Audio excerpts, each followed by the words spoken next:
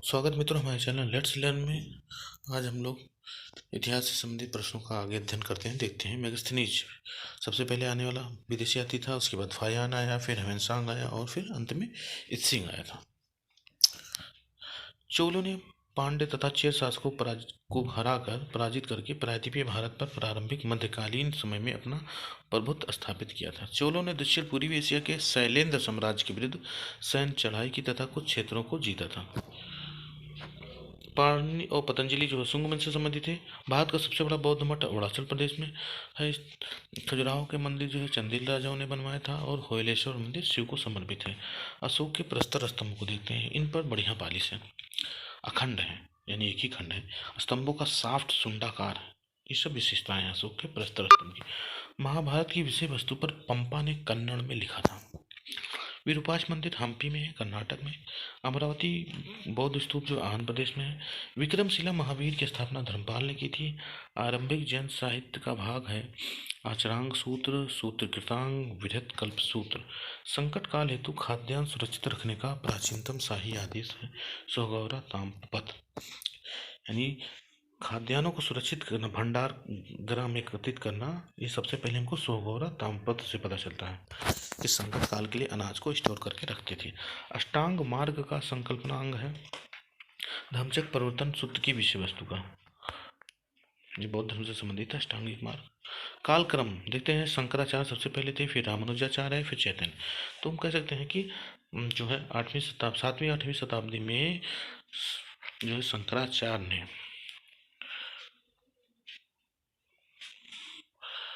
शुरुआत की थी भक्ति आंदोलन की, फिर रामानुजाचार्य, फिर चैतन्य।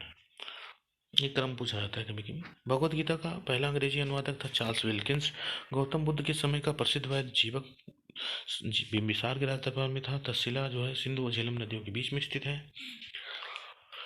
समसामयिक थे, यानी एक ही समय के थे बिम्बिसार, गौतम बुद्ध और प्रसेनजित। स्तूप महापरिनिर्वाण के संकेत हैं। खरोष्ठी लिपि में दाईं ओर से बाईं ओर लिखा जाता था। प्रातः काल में गाया जाने वाला राग दरबारी है। गंगा घाटी में धान की खेती के प्राचीनतम प्रमाण लहुरा देव से मिले हैं। अशोक का समकालीन राजनय मित्र टालेमी फिलाडेल्फस मिस्र का राजा था। अशोक के समय तीसरी बौद्ध संगीति होने का उल्लेख दीपवंश और महावंश दोनों में मिलता है, जो कि सिंगल द्वीप के हैं। नैनार वैष्णव थे जबकि अलवार शैव थे। बौद्ध थे यूनानी शक व कुषाण, बौद्ध थे। यज्ञ संपादन का निरीक्षण करता था। देखिए ब्रह्म जो थे वो यज्ञ संपादन का निरीक्षण करते थे। वेद देखते हैं उनके पुरोहित। ऋग्वेद का होत्र विशिष्ट देवता को मंत्र द्वारा बुलाना, इसका कार्य था। यजुर्वेद में अर्धवेद थे पुरोहित और मंत्रों द्वारा यागिक क्रिया व विधि संचालन करते थे। सामवेद में के जो पुरोहित थे वो उद्गाता थे, उच्च स्वर में मंत्रों का गायन करते थे। अथर्ववेद के पुरोहित ब्रह्मा थे, यज्ञ संपादन का निरीक्षण करते थे। नैतिक व्यवस्थाएं ऋतु के निरीक्षण के रूप में वर्णित देवता है वरुण। अवैदिक देवता में वरुण का स्थान इंद्र तथा अग्नि के बाद तीसरा था। तो वैदिक देवता में वरुण का स्थान इंद्र तथा अग्नि के बाद, यानी सबसे प्रमुख इंद्र थे, फिर अग्नि थे और वरुण तीसरे स्थान पे था। ऋग्वेद में ऋतस्य गोपा वरुण कहा गया है। वरुण को प्राकृतिक घटनाओं का रक्षक कहा गया है।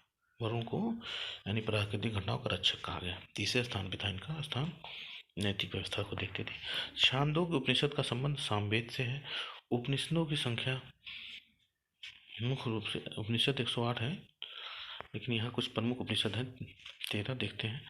ऋग्वेद के ऐतरेय कौशिकी, यजुर्वेद के तैत्तिरीय, बृहदारण्यक, ईश, श्वेताश्वतर, मैत्रायणी, सामवेद के छांदोग्य और केन, अथर्ववेद के प्रश्न मंडक मांडुक्य। आगे देखते हैं। राजा के निर्वाचन से संबंधित सूक्त पाए गए जाते हैं ऋग्वेद तथा ऐतरेय ब्राह्मण में। ऐतरेय ब्राह्मण में राज्याभिषेक का वर्णन है। प्राच्य सम्राट मगध कलिंग भंग। देखते हैं जो पूर्व के राजा होते थे उन्हें सम्राट या प्राच्य कहा जाता था। प्राच्य के राजाओं को सम्राट कहा जाता था और पश्चिम के राजाओं को सौराट, उत्तर के राजाओं को विराट और दक्षिण के राजाओं को भोज कहा जाता था और मध्य के राजा को राजा कहा जाता था। कृषि उपकरण को देखते हैं। चरसड़ी, चरसड़ी क्या था? कृषि के लिए प्रयुक्त शब्द है। लागल, वृक तथा शीर, शीर यानी हल। कृषि उपकरण हल के द्योतक है। गद्य व पद्य दोनों में वेद लिखे गए हैं, यजुर्वेद, यानी यजुर्वेद को गद्य पद्य दोनों में लिखा गया कि इसमें दो भाग हैं, कृष्ण यजुर्वेद और शुक्ल यजुर्वेद। तो कृष्ण यजुर्वेद छंदबद्ध मंत्र है प्लस गद्य वाक्य भी है इसमें, और जो शुक्ल यजुर्वेद है इसमें केवल मंत्र है और शतपथ ब्राह्मण इसी का भाग है शुक्ल यजुर्वेद का। इसमें यज्ञ संबंधी विधि विधान है, राजा के निर्वाचन से संबंधित सूक्त जो है ऋग्वेद में कबीलाई सभाओं के लिए गढ़, विदाया, सभा और समिति जैसे शब्दों का वर्णन है। वरिष्ठा देखते हैं, सभा और समिति, कबीले के चुनिंदा सदस्यों की परिषद होती थी और इसमें स्त्री का प्रवेश वर्जित होता था, यही सभा में स्त्रियां नहीं शामिल होती थी। जबकि समिति और विदथ दो और थी जिसमें स्त्रियां शामिल होती थी। समिति संपूर्ण कबीले की परिषद थी, अध्यक्ष उसका राजा होता था। सभाओं का कार्य था सरकारी एवं प्रशासनिक दायित्वों को पूरा करना और यही अपने जन समुदाय के किसी एक सदस्य को राजा निर्वाचित करने का कार्य भी करती थी, यानी राजा का चुनाव समिति द्वारा होता था, वो उसका अध्यक्ष बनता था और सभा में चुनिंदा सदस्य होते थे। ऐतरेय ब्राह्मण राज्य की उत्पत्ति या दैवीय उत्पत्ति का विवरण है, इसमें भारत के 5 भागों में विभाजन का उल्लेख है। ऐतरेय ब्राह्मण में लिखा है कि भारत 5 भागों में बटा था उस समय। ऋषि सुना सेप व राजा हरिश्चंद्र के आख्यान है इसमें। चारों वर्णों के कर्मों के विषय में पहला उल्लेख इसी में मिलता है। ऐतरेय ब्राह्मण में राज्य के अधिकारी रत्नीन कहा जाता था और ये अश्वमेध यज्ञ से जुड़े होते थे। अश्वमेध यज्ञ के बारे में देखते हैं। शूद्र पुरुष व वैश्य स्त्री से उत्पन्न पुत्र कुत्ते को मारता। शूद्र पुरुष हो और वैश्य स्त्री से उत्पन्न पुत्र कुत्ते को मारता। घोड़ा और सवृद्ध घोड़ा ईशान कोण में छोड़ दिया था, ईशान कोण में छोड़ दिया जाता था घोड़े को, और सवृद्ध घोड़े होते थे। 400 क्षत्रिय साथ साथ चलते थे। एक वर्ष बाद लौटने पर घोड़े को मार देते थे लोग। महारानी लेटती थी जैसे ऐसी स्थिति में लेटी थी जैसे घोड़े से सेक्स कर रही हो। अश्व के विभिन्न अंगों से होम होता था, उस अश्व के यानी घोड़े के विभिन्न अंगों से होम होता है। पुरोहित जो है कहानियाँ कहते हैं, वीणावादक गीत गाते हैं और 3 दिन चलता है यह अश्वमेध यज्ञ। यज्ञ में राजा और 4 राज्याधिकारी, 4 रानियाँ और 400 सेवक प्लस दर्शक होते थे। साम्राज्य विस्तार हेतु ये किया जाता था, जहाँ तक घोड़ा जाता था वहाँ तक उस सभी लोग उसके आधिपत्य में होते थे। सौत्रामणि यज्ञ कई यज्ञ हैं जो देख लेते हैं। इस सौत्रामणि यज्ञ के देवता इंद्र थे। अश्विन सरस्वती, इसमें सूरा की आहुति दी जाती है, यानी पशु की आहुति भी दी जाती है। ये 4 दिनों तक चलता है, वो यज्ञ 3 दिन तक चलता है। अश्वमेध यज्ञ 3 दिन तक, सौत्रामणि यज्ञ में सूरा यानी दारू। राजसूय यज्ञ, राजसूय यज्ञ में राज्याभिषेक से संबंधित होता था। इसमें यज्ञ में राजसूय यज्ञ कितने यूप होते हैं प्रश्न पूछा गया एक बार।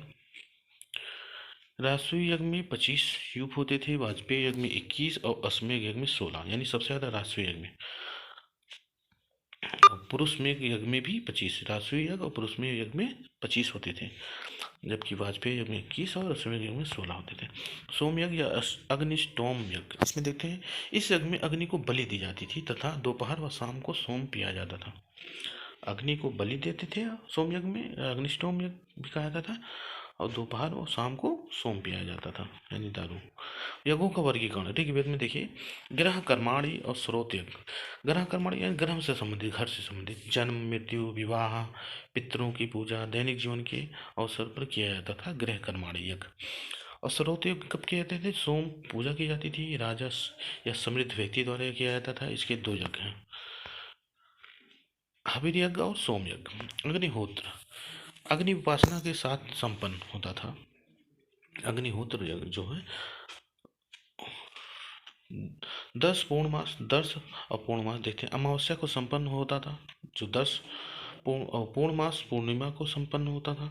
इसमें देखिए 10 में अग्नि इंद्र प्रधान देवता होते थे और इसमें पूर्णमास में अग्नि सोम प्रधान देवता होते थे। तो अग्नि तो दोनों में है, लेकिन इंद्र होते थे मुख्य रूप से 10 में और पूर्णमास में सोम। चतुर्मास में ऋतु बदलने पर संपन्न होता था आग्रहायण। पशु बलि यज्ञ, बकरा, घोड़ा, बैल, भेड़, मनुष्य की बलि भी दी जाती थी। इसमें बकरा, घोड़ा, बैल, भेड़ व मनुष्य की भी बलि दी जाती थी। अग्निष्टोम 5 दिन चलता था। अत्यग्निष्टोम, उकथ्य, खोड़सी, आरसू, तोरयाम, वाजपेयी, शक्ति। देखते हैं राजसूय यज्ञ और अश्वमेध राज्याभिषेक से संबंधित होता था और ब्रह्मा की नाभि और साम्राज्य बढ़ाने के लिए 3 दिन अश्वमेध यज्ञ चलता था। 17 पशु असुरा की आहुति दी जाती थी। पिंड पितृ यज्ञ से संबंधित होता था।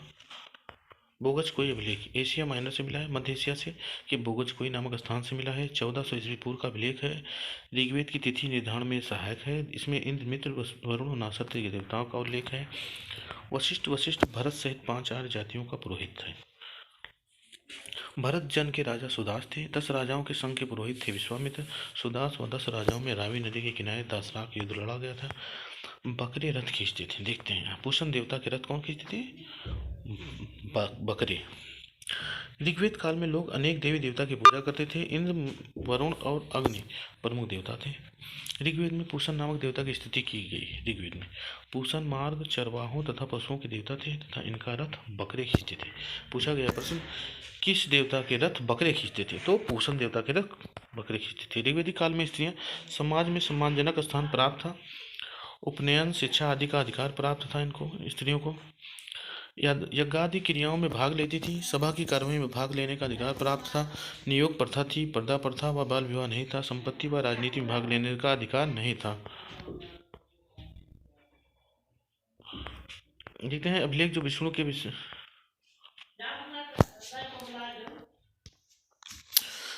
नदियों के प्राचीन नाम दिए गए हैं और उनके आधुनिक नाम। सरस्वती नदी घग्गर नदी को कहा जाता था, जिसे घग्गर, हाकरा नदी को सरस्वती नदी कहा जाता था प्राचीन काल में।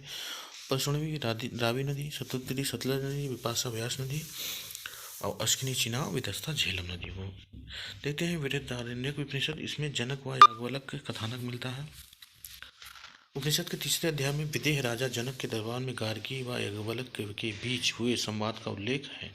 इसमें याज्ञवल्क्य ने गार्गी से यह कहा कि अधिक बहस न करो, अन्यथा तुम्हारा सिर तोड़ दिया जाएगा। यह सूत्र है, देखते हैं किसका वर्णन है। ब्रह्म सूत्र में ज्ञान का वर्णन है, धर्म सूत्र में विधि विधान का, गृह सूत्र है और सुलभ सूत्र। गृह सूत्र में गृह से संबंधित विधि विधान है और सुलभ सूत्र में विवाह आदि का। सुलभ सूत्र में यज्ञ विधियों के निर्माण, स्थान तथा क्षेत्रफल आदि का विवरण है। ज्यामितीय की शुरुआत यहीं से मानी जाती है, सुलभ सूत्र से। ऋग्वेद में यदु जन का युग्म देखते हैं। ऋग्वेद में वर्णित यदु जन का अधिकतर युग्म तुर्वसु जन के साथ बना था। यदु और तुर्वसु दोनों ऋग्वेदीन कालीन प्रधान जन थे। भरत जन इनसे प्राचीन जन था। यदु और तुर्वसु मिलकर पुरु और पुरु मिलकर कुरु पंचाल थे। दर्श वैदिक कालीन अधिकतर यज्ञ विशेष अवसर और त्यौहार पर संपन्न किए जाते थे। दर्श यज्ञ अमावस्या के दिन किए जाते थे, जबकि पौड़ मास यज्ञ पूर्णिमा के दिन। मूजवंत पर्वत ऋग्वेद के 9वें मंडल में सोम देवता को समर्पित है। मूजवंत पर्वत, सोम एक प्रकार का पौधा था जिसका यज्ञ के अवसर पर पेय के रूप में प्रयोग किया जाता था। सोम वनस्पति मूजवंत पर्वत पर ही पाया जाता था। वेदांग ज्योतिष लगध मुनि कहा है। वेदांग ज्योतिष के लेखक के रूप में विख्यात है लगध मुनि। इन्होंने ऋग्वेद से संबंधित आर्य ज्योतिष तथा यजुर्वेद से संबंधित यजुष ज्योतिष की रचना की थी। आर्य ज्योतिष और यजुष ज्योतिष की। ऋग्वेद के मंडल देख लेते हैं, किसने रचना की थी। पहले की परिवर्ती है, यानी बाद में लिखा गया था, मधुच्छंदा दीर्घतमा अंगिरा। दूसरे का गृत समद ने, तीसरे का विश्वामित्र ने, जिसमें से गायत्री मंत्र लिया गया है जो सविता देवी को अर्पित है। चौथे की रचना वामदेव ने किया था, कृषि संबंधी प्रक्रिया, और इसमें मंत्र राजा ने रचा था। 3 मंत्र राजा ने रचा था, सदस्य अजमेर और पुरमेर। अत्रि 5वें की रचना अत्रि ने की थी। 6वें की रचना भारद्वाज ने की थी। 7वें की रचना वशिष्ठ ने की है। ये सब वंश मंडल है। 2 से 7 तक जो है ये वंश मंडल है। उन्हें अग्नि के मंत्र से शुरू होते हैं 5। फिर बाद में 8वें में की रचना कब्र ने की थी, इसका परिशिष्ट बाल्यखिल है। और 9वें की रचना पवनमान और अंगिरा ने किया था, इसमें सोम का वर्णन है। जबकि 10वां प्रवृत्ति है, बाद में लिखा गया क्षुद्र सूक्ति और महासूक्ति है। ऋग्वेदिक भरतों का अधिवास ऋग्वेदिक भरतों का अधिवास रावी नदी की घाटी में था। रावी नदी को ऋग्वेदिक साहित्य में परिसुलभी नदी के नाम से जाना जाता है। परिसुलभी नदी के तट पर दासराग युद्ध भरत कबीले के राजा सुदास और 10 राजाओं के संघ के बीच लड़ा गया था। सुदासों के पुरोहित वशिष्ठ थे और 10 राजाओं के विश्वामित्र थे, जिसमें से सुदासों की विजय हुई थी। सुदास राजा भरत। कुमारिल मीमांसा दर्शन के दार्शनिक कुमारिल ने वैदिक जग का समर्थन किया। इन्होंने बौद्धों का खंडन कर वेदों की प्रमाणिकता का पुनरुद्धार करने का प्रयास किया था। किसने? कुमारिल ने। गृहस्थ जीवन में यज्ञ कर्मकांड कर मोक्ष को प्राप्त किया जा सकता है, संन्यास का इन्होंने विरोध किया। कहा मोक्ष को प्राप्त करने के लिए संन्यास लेने की आवश्यकता नहीं, कुमारिल ने कहा था। पालतू भैंस का प्राचीनतम साक्ष्य भारतीय महाद्वीप में सैंधवकालीन स्थल मोहनजोदड़ो से प्राप्त हुआ है, जिसमें सिर नीचे की हुए रंभाते हुए भैंसे का वर्णन है जो लड़ने की मुद्रा में है। विष्णु का प्राचीनतम उल्लेख ऋग्वेद में मिलता है। प्रकृति के देवता सूर्य के क्रियाशील रूप का प्रतिनिधित्व करते हैं। ऐतरेय ब्राह्मण में भी विष्णु को सर्वोच्च देवता बताया गया है। मैत्रेयी संहिता, इसका संबंध यजुर्वेद से है। यजुर्वेद संहिता में यज्ञों को संपन्न कराने के लिए उपयोगी मंत्रों का संग्रह किया गया है। ऋग्वेदिक काल में शिल्प, पशुपालन, कृषि, बढ़ईगिरी, बुनाई, चमड़े का काम, मिट्टी के बर्तन बनाना, मृतपान, हाथी दांत पर उत्कीर्ण नहीं था। मनुस्मृति में आर्य संस्कृति का विस्तार है। सबसे प्राचीन स्मृति है मनुस्मृति। आर्य संस्कृति विस्तार का वर्णन है 4 क्षेत्रों में: ब्रह्मऋषि क्षेत्र, ब्रह्मवर्त, मध्य देश और आर्यावर्त में। सरस्वती नदी ब्रह्मवर्त सबसे पवित्र नदी है। दिशदती नदी। वैदिक स्त्रियां ऋग्वेद में कौन कौन सी है? लोपामुद्रा, घोषा, अपाला, सिक्ता, विश्वारा, इन्हें स्त्री कहा गया। श्वेताश्वतर उपनिषद, भक्ति का सर्वप्रथम वर्णन मिलता है श्वेताश्वतर उपनिषद में। वैष्णव धर्म ने भागवत संप्रदाय के रूप में भक्ति आंदोलन शुरू किया। सतलज शतुद्री पुराना नाम था। व्यास का विपाशा, रावी परशुदेवी का रावी, चिनावास्किनी झेलम का विदस्ता ऋग्वेद में वर्णित। सिंधु, सरस्वती, यमुना, गंगा, इन सब का भी वर्णन है ऋग्वेद में। पृथुवैन्य अथर्ववेद में वर्णित प्रथम कृषि वैज्ञानिक जो है हल व कृषि को जन्म दिया, इन्होंने पृथुवैन्य कृषि वैज्ञानिक इनको कहा था। बीजी तिलक, बाल गंगाधर तिलक ने आर्यों का आदि स्थान उत्तरी ध्रुव बताया है, आर्कटिक प्रदेश को। रेवा यानी नर्मदा का उल्लेख शतपथ ब्राह्मण में उत्तर वैदिक कालीन रेवा और सदानीरा नदियों का उल्लेख मिलता है। यज्ञ की तुलना फूटी नाव से किसने की है? फूटी नाव से मुंडक उपनिषद में किया गया है कि यज्ञ एक फूटी नाव की तरह है। इंद्र को विश्व का स्वामी कहा गया, झंझावत के देवता, पुरंदर, किलों को जीतने वाला और वर्षा के देवता। वैदिक साहित्य में चारों वेद, उनकी संहिताएं व ब्राह्मण, आरण्यक व उपनिषद है। पूर्व वैदिक काल में भूमि का स्वामित्व संपूर्ण कबीले का होता था। वैदिक राजा उनके राज्य, उपनिषद में उसका उल्लेख है। अजातशत्रु काशी के थे। अश्वपति कैकेयी के राजा थे। जनक विदेह के राजा थे। उद्दालक अरुणी कुरु के राजा थे। परवाहड़ जाबाली पंचाल के राजा थे। अथर्ववेद में परीक्षित को मृत्यु लोक का देवता कहा गया।